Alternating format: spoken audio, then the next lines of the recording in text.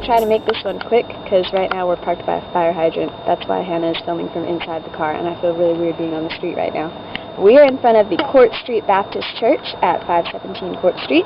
It is considered the mother church of Lynchburg's Black Baptists. This church split from the white First Baptist Church in 1843. At the time, it was called the African Baptist Church of Lynchburg. They bought an old theater and converted it into a church, and we looked at the grave of the guy who was in charge of converting it back in the cemetery. That building burned down in 1858, and then after that they went through several different buildings. They moved into a tobacco factory, and then they moved into a different building, which was demolished in 1867. Then after that, they moved to another building in October of 1870. Oh, they moved to that building, which in October 1878 was where there was the Court Street Baptist Church tragedy. That we saw the grave of the woman who died during that in the cemetery. And what happened was there was a wedding going on, and there was a false alarm about a fire. Sorry, there's somebody driving by and I think he's weirded out. Anyway, there was a false alarm of a fire. Somebody started yelling fire, and people inside somehow got the idea that the balconies were collapsing. So there was basically a large stampede to get out of the building, and in the process, 8 women were trampled to death, and one of them is the woman we saw in the cemetery, so it was very tragic. After that, they moved into a new building, construction of which was begun in 1879, completed 1880, that's when they started using it. It was designed by a white architect, R.C. Burkholder, but it was built by black laborers, and they also made a lot of the intricate woodwork and the pulpit inside, which we're not going to go see, but it's in there, and yeah. But it was, the new building was at the time the largest church edifice in the city, and its tall spire is topped by a 34-pound copper ball, which is still there, so that's cool. And that is Court Street Baptist Church.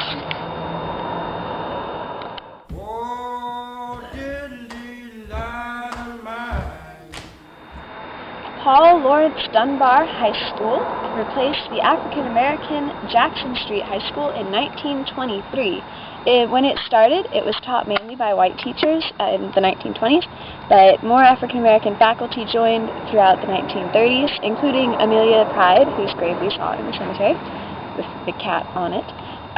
Clarence Williams Seay, it's S-E-A-Y, I'm not sure how to pronounce his name, was the first African-American principal of the school. He was in charge from 1938 to 1968, so 30 years. That's a good long run. Brown versus Board of Education, as we know, desegregated the schools supposedly in 1954, ideally, but Dunbar High School was open until 1970, when they closed it in order to try to pick it up a little bit with the whole desegregation thing. The buildings were used as a middle school after that, and in 1994 it got the name that it has now, the Paul Lawrence Dunbar Middle School for Innovation. And under there it says Home of the Poets, which I assume is partially reference to Anne Spencer, who worked as the librarian here for quite a few years during her life. So there it is.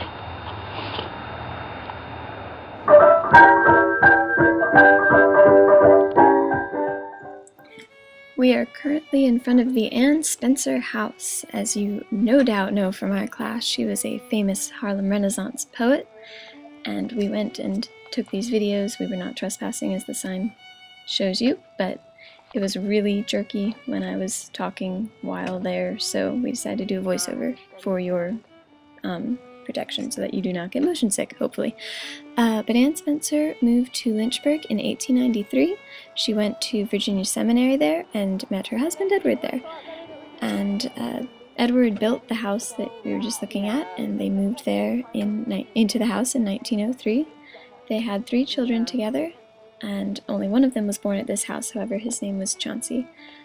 Anne Spencer loved her garden. Right now we're walking into the first part of it. Everything in front of the blue fence towards us is the rose garden, which is a little sad right now because it was winter.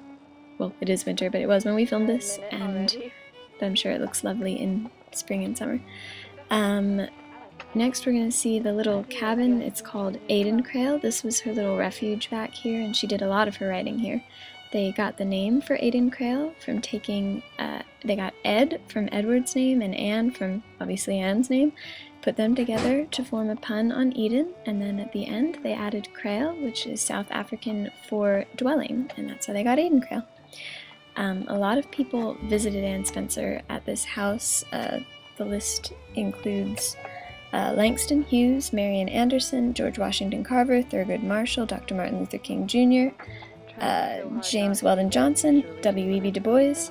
Oh, and that window there, her desk was up against that window, so presumably she could look out on the garden while doing her writing. But another person who visited, I thought this was really interesting, Oda Benga, the African pygmy who is displayed at the Bronx Zoo with the primates in that atrocity. He visited her. He got to know her son, taught him and some of his friends how to hunt and fish, like Oda Benga had done in Africa, and he loved visiting Anne Spencer's garden, so I thought that was really cool. While she was in Lynchburg, Anne served as the librarian at the Paul Laurence Dunbar High School, which I think was in the clip prior to this one, hopefully. Her husband Edward died in 1964. She became a bit reclusive after that, and then she died in 1975. And of her garden, she said, "This small garden is half my world. I am nothing to it when all is said. I plant the thorns and kiss the rose, but they will grow when I am dead." And that head that you see over the fountain looks really creepy until you find out that that head was a gift to Anne Spencer from W.E.B. Du Bois. He got that head in Africa and gave it to her as a present. That makes it so much cooler than it is creepy. I hope you enjoyed Anne Spencer's house. We're going to see her son's house next. So, as you no doubt know by now, that is Anne Spencer's house. I did not realize this until we got here, but according to this large historical marker, her son Chauncey lived in this house here across the street. So, just briefly from the sign, he was an aviation pioneer and a civil rights activist. He was born in Lynchburg in 1906. He got his pilot's license in Chicago. He did an aeronautical tour from Chicago to D.C. to lobby for the inclusion of African Americans in the Army Air Corps. He met Senator Harry S. Truman. He worked for the U.S. Air Force and was a public servant in Michigan and California. He lived here from 1977 until 2002. So that's what happens when you go tour places. You learn things. It's wonderful. So that's Chauncey Spencer's house. We are in front of the house of Dr. Robert Walter Johnson right now. He was a physician and general practitioner in Lynchburg. He was born in 1899, died 1971. He was the first minority physician to be granted practice rights at Lynchburg General Hospital. He also supported African American tennis players. He founded the Junior Development Program of the American Tennis Association in the 1950s, and he trained Althea Gibson and Arthur Ashe, who were the first African Americans to win at Wimbledon. He also trained Juan Farrow and John Lucas, and according to the internet, they are important to tennis, but I don't know tennis very well, so they were significant to tennis, and that's all you're really going to know about them right now. Duke Ellington, Jackie Robinson, Lionel Hampton, and Roy Campanella all stayed at his house, which unfortunately it is not in the best of shape right now, but this is where he lived. It says there's supposed to be a tennis court adjacent to his house, but we couldn't find it, so, but yeah, this is, and Anne Spencer's house is right down the road that way.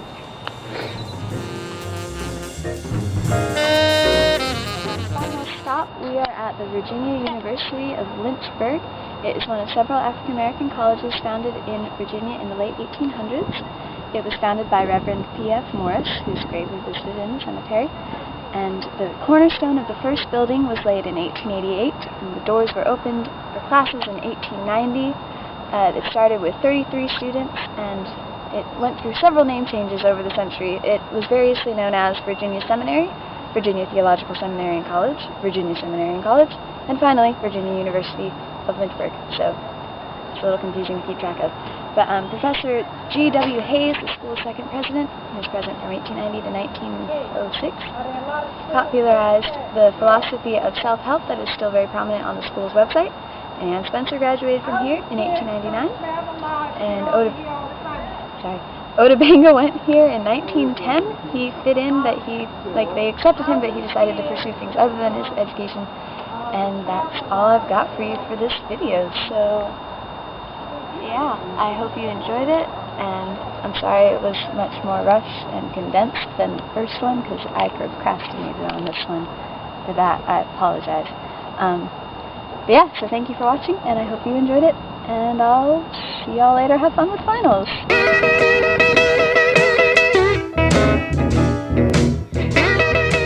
Old cemetery cat, apparently. It came right up to us and started playing with Allie. And then leapt onto my lap. Yeah, it was a very enthusiastic kitty. I think it's starved for love. Hi, kitty. Hey, kitty, do you watch over the people here? You might make it into the special features of my documentary. You could put this in the credits. I could do that. What da do? What da do? Da da do. Alright, Hannah's pulling the swing back. Here we go, people. Oh my gosh. Oh my gosh, I'm so excited. Okay. Yeah, man, this is awesome! I love it here. I want to come live at this cemetery. Whoa, there's the sky. You can hear the swing creaking. It's a little broken.